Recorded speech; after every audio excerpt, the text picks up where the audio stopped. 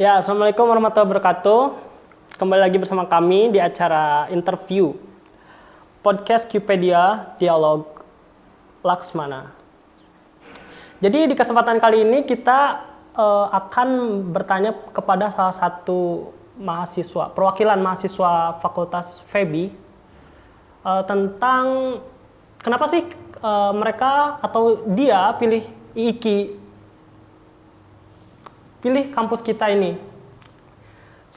Dalam kesempatan kali ini kita menghadirkan, ya untuk saya sendiri sih udah kenal Mas Edi.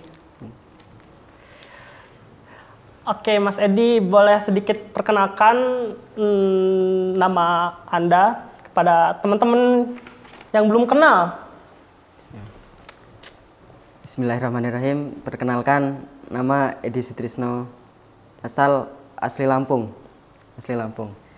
Saya umur 17 tahun dan di dalam dunia pendidikan saya masuk SD itu dari umur 5 tahun. Jadi saya nggak PAUD, nggak TK. Jadi SD 5 tahun, lulus langsung masuk ke Pondok Pesantren Al-Falah Krui di Lampung.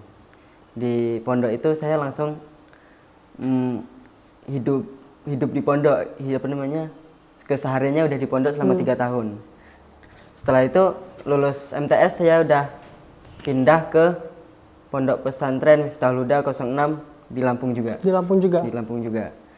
Selama 3 tahun saya hidup di pondok. Selama 6 tahun saya hidup di pondok. Lulus aliyah, ada niatan ingin mondok lagi. Yang pondoknya itu untuk menghafal Quran. Nah di situ ketemu lagi lah di Pondok Anur, Yogyakarta. Jadi niat ke Jogja ini salah satunya untuk menghafal Quran. Iya, untuk menghafal Quran. Nah, terus setelah lulus MA itu ada keinginan untuk kuliah? Sebelumnya nggak ada, nggak ada, karena di sini ada kuliahnya. Terus dari hati itu, ngapa kok saya nggak kuliah gitu? Yang lain, Pak, ya, kebetulan saya hidup di komplek mahasiswa gini ya sekarang tuh ya. Jadi ada rasa pengen kuliah juga gitu. Jadi langsunglah daftar di IIKI. Tapi sebelumnya IIKI atau pondok ini tuh taunya dari mana sih? Pondok Anur dan kampus IIKI kan otomatis ngikut pondoknya kan? Iya. Nah itu tahu pondoknya itu dari mana? Kalau pondoknya itu kebetulan taunya dari Google. Oh, dari Google. Tapi kalau kampusnya itu kebetulan taunya baru di sini. Baru di sini saya tahu kalau ada kampusnya, ya sekalian lah, daripada cuma mondok aja kan. Kalau bisa disambi sama kuliah, kenapa enggak gitu kan? Jadi langsung aja sambil kuliah gitu, sambil mondok ngapal Quran. Kalau bisa sambil kuliah, kenapa enggak gitu? Jadi berjalan berbanding lurus gitu dengan kampus dan Quran. Dan memang di sini juga salah satu program yang ditekankan, kampus ini kan berbasis Qurani juga. Jadi mereka dalam sisi akademik oke, dan tidak meninggalkan nilai-nilai Quran gitu.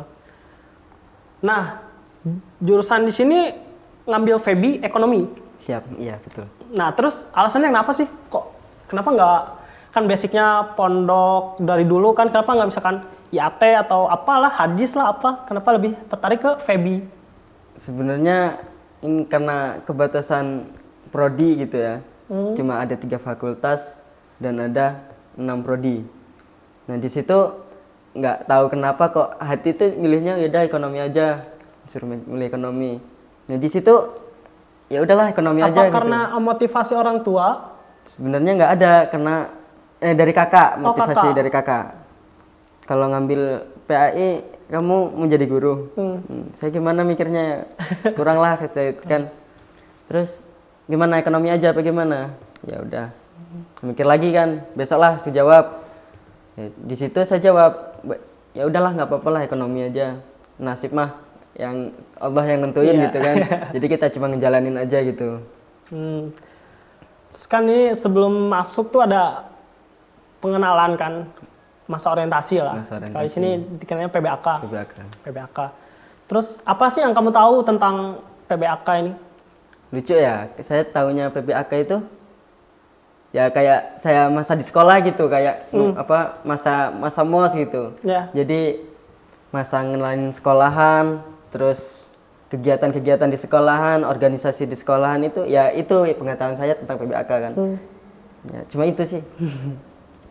Terus menurut Mas Edi nih, bagaimana sih tentang konsep PBAK sendiri, sedangkan sekarang kan PBAK nih masa-masa sekarang ini lagi pandemi ya kan. Jadi apa-apa itu harus dijarak dan bahkan online kayak gitu. WFH, work from home gitu. Nah kan sekarang, sedangkan PBAK itu orientasi itu cenderung lebih dikenal dengan jadi mengenakan identitas kampus, lingkungan kampus, suasana kampus seperti apa. Tapi sedangkan karena pandemi ini semuanya dibatasi dan semuanya serba online.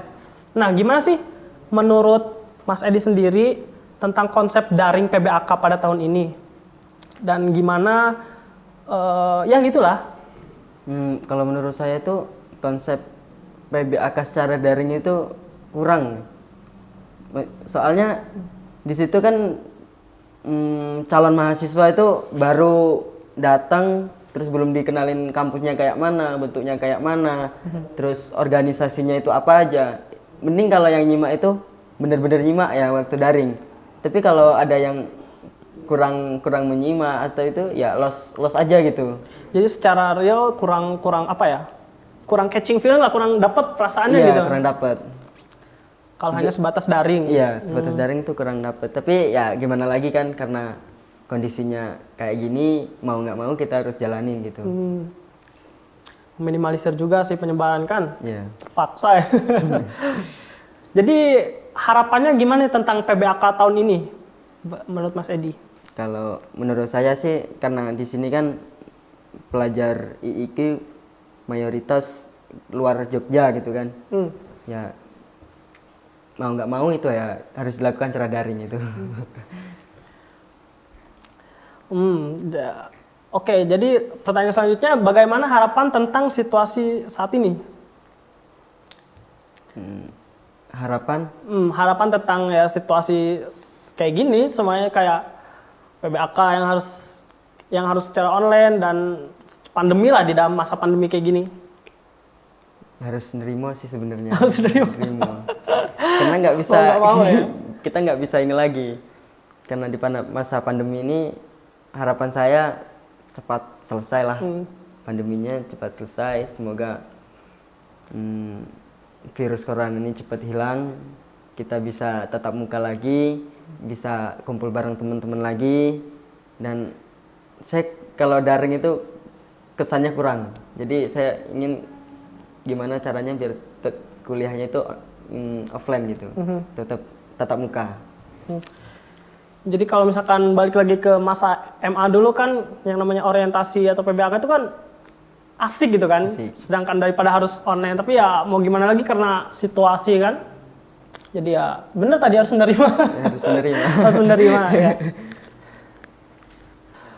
Ya, terima kasih nih Mas Edi atas kesediaan waktunya Ya, mau mampir ke sini. Ya. Ya semoga apa yang diharapkan benar-benar terjadi. Amin. Sekian dari kami, saya Yugas Bahari Adi Gunawan, salah satu mahasiswa Institut Ilmu Al-Quran. Mohon pamit undur diri. Assalamualaikum warahmatullahi wabarakatuh.